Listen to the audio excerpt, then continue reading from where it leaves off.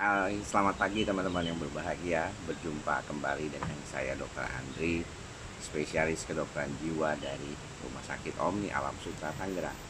Di kesempatan kali ini saya lagi liburan sebenarnya, tapi saya ingin membawa suatu tema yang mungkin banyak orang juga ingin tahu, terutama adalah orang-orang yang ada di sekitar pasien cemas, baik keluarga, pasangan, anak, orang tua, yang mana kadang-kadang mereka bingung nih kalau misalnya berkaitan dengan pasien cemas ini mesti apa nih yang harus diperhatikan.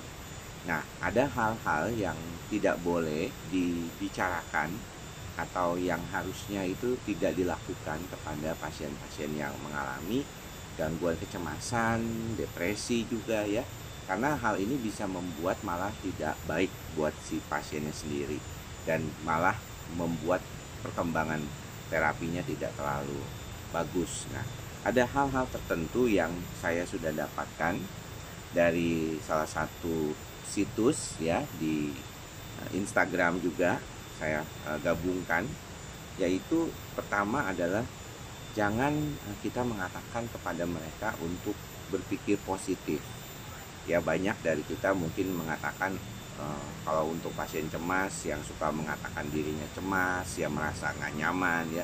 Terus kita bilang ke mereka, kamu harus berpikir positif dong, karena kalau nggak berpikir positif kapan kamu mau bisa lebih bagus lagi gitu ya. Jadi tidak mudah ya teman-teman untuk mengatakan demikian, karena cemas itu adalah bagian dari suatu proses gangguan di sistem saraf pusat otak kita yang berkaitan dengan pikiran dan perasaan kita, sehingga wajar kalau misalnya dia tidak membuat kita menjadi susah ya, menjadi lebih sulit untuk berpikir positif karena bagian otak itu tidak menghasilkan suatu proses itu. Jadi wajar banget ya buat teman-teman kalau misalnya nggak bisa berpikir positif. Jadi juga jangan didorong ya sama keluarganya untuk selalu ayo berpikir positif dong, sebagai sesuatu yang mungkin dianggap punya kecenderungan untuk memperbaiki si pasien itu. Dan yang kedua adalah keluarga mungkin mengatakan kepada teman ya, ataupun pasien yang mengalami cemas ya, dia bilang gini, jangan terlalu egois dong kamu ya, karena kamu terus yang mau dipahami gitu, sedangkan kami kan juga nggak tahu mesti kayak gimana gitu ya. Nah, menurut saya sendiri dan juga mungkin teman-teman juga menyadari bahwa hal ini bukanlah sesuatu yang tepat ya, karena dia tentunya juga nggak ada yang mau ya mengalami gangguan cemas ya. Siapa sih yang mau ngalamin gangguan cemas atau depresi? Kan rasanya nggak enak banget ya, rasanya was-was setiap hari, ada perasaan kadang-kadang putus asa, merasa tidak nyaman gitu. Tentunya ini bukan sesuatu yang ya kalau kita bilang eh, sesuatu yang kita inginkan gitu ya. Pastinya kita ingin sembuh dari kondisi seperti ini. Jadi jangan sampai mengatakan bahwa oh seolah-olah kita itu egois gitu ya, sehingga mau melakukan jadi gangguan cemas, ya enggak ya. Jadi teman-teman atau para caregivernya, saudara ataupun pasangannya harus memandang bahwa memang ini suatu kondisi gangguan gitu. Jadi ya perlu diobati, karena kalau enggak bakalan juga dia akan mengeluh terus-terusan seperti itu ya. Itu bedanya memang. Nah, kalau gangguan cemas dengan misalnya kepribadian cemas kan mungkin masih agak sedikit berbeda ya, tidak sampai mengganggu, tidak harus ke IGD untuk bolak-balik atau tidak periksa-periksa. Tapi kalau misalnya ya sudah sampai seperti itu, maka tidak bisa juga dikatakan harus berpikir positif. Jangan selfish, jangan egois, nggak begitu ya. Dan juga yang perlu dilakukan adalah jangan membicarakan kondisi itu seolah-olah itu mudah dialihkan begitu saja. Nah, banyak nih teman-teman yang mungkin mengatakan kepada rekannya, saudaranya atau pasangannya kalau lagi cemas, udah nggak usah dipikirin, nanti juga lewat sendiri gitu ya. Nah, ini memang tidak mudah. Yang bisa kita lakukan sebenarnya adalah apa yang sedang kamu pikirkan. Apakah kamu yakin akan hal yang kamu pikirkan tersebut gitu. Itu sebenarnya yang bisa dibantu. Tapi kalau misalnya bilangnya udah nggak usah mikirin, nanti juga lewat gitu ya. Nah, itu sebenarnya juga tidak tepat ya, karena pastinya dipikirin. Namanya juga misalnya contoh yang paling susah itu OCD.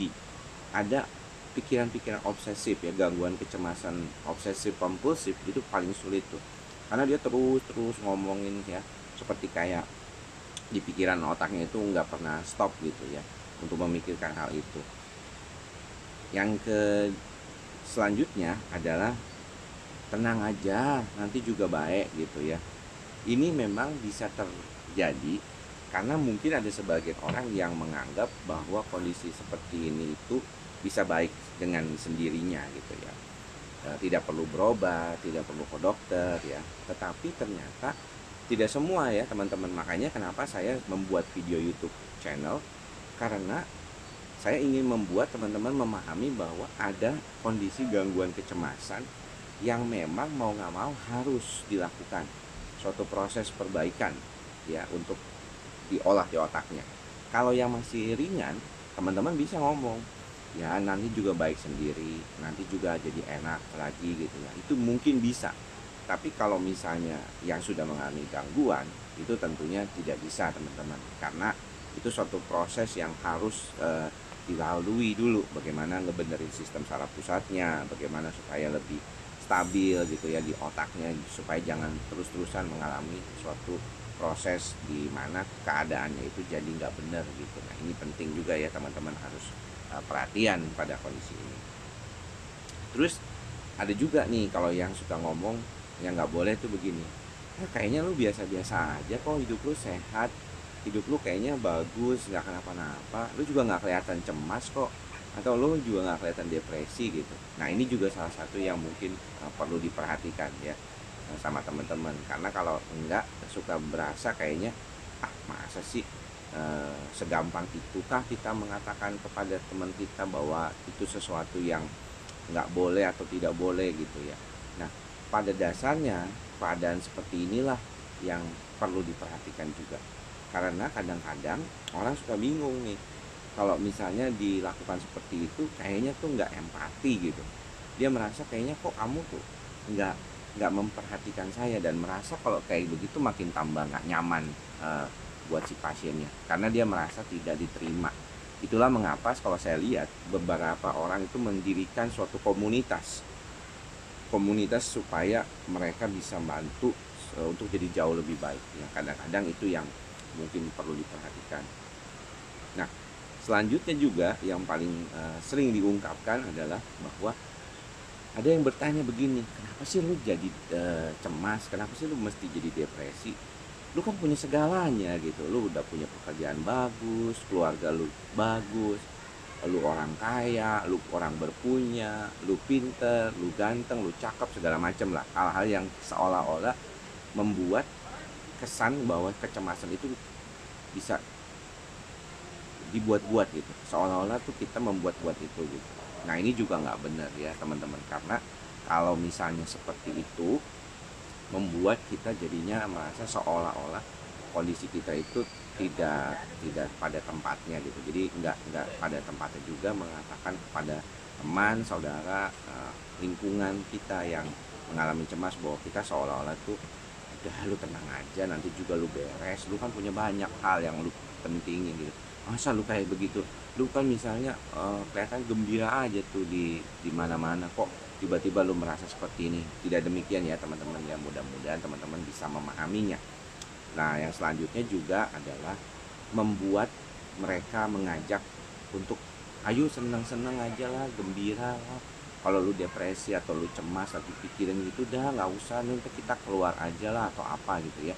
Padahal ya teman-teman, banyak pasien cemas itu sangat sulit untuk berada pada situasi berada bersama orang lain. Jadi ada beberapa pasien cemas yang kalau ketemu orang itu dia malah takut ya. Jadi ketemu orang yang mungkin dia nggak kenal, apalagi kalau dia harus berhubungan misalnya sebagai marketing atau sebagai orang yang harus ketemu orang itu, pada saat dia mengalami gangguan kecemasan dia malah merasakan kekhawatiran. Kenapa? Karena sistem saraf pusatnya itu yang sedang dalam kondisi aktif. Jadi mereka merasa kalau misalnya lagi dalam keadaan seperti itu lebih baik gitu ya tidak ketemu orang, karena akan membuat masalah sebenarnya. Nah jadi yang paling penting untuk dilakukan sebenarnya adalah cukup mendengarkan saja dengan empati tanpa perlu berkomentar, kalau si pasien atau si orang tersebut mengungkapkan sesuatu. Jadi kita terima aja sebagai fakta gitu, bahwa oh kalau misalnya seperti ini nih, kita bisa membedakan kan bahwa kelihatannya nih udah gangguan nih, bukan lagi seperti seolah-olah kecemasan yang biasa. Karena kalau misalnya kecemasan biasa itu dia nggak terus-terusan. Nah kalau ini kok terus-terusan sampai akhirnya mengganggu ke fisik gitu ya. Seperti juga depresi juga demikian kan, bisa terus-terusan. Nah ini yang nggak boleh sampai harus terjadi buat kita ke depannya. Mudah-mudahan sedikit apa yang saya bisa bicarakan pada hari ini bisa membantu teman-teman semua. Tentunya buat pasien-pasien cemas, kita semua juga perlu terus memantapkan ya mantra kita bersama nih, ikhlas, sabar, dan sadar.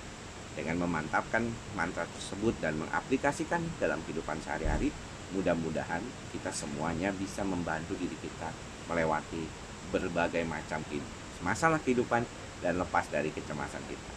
Sampai bertemu lagi di lain kesempatan. Semoga semua makhluk berbahagia. Salam sehat jiwa. Bye-bye.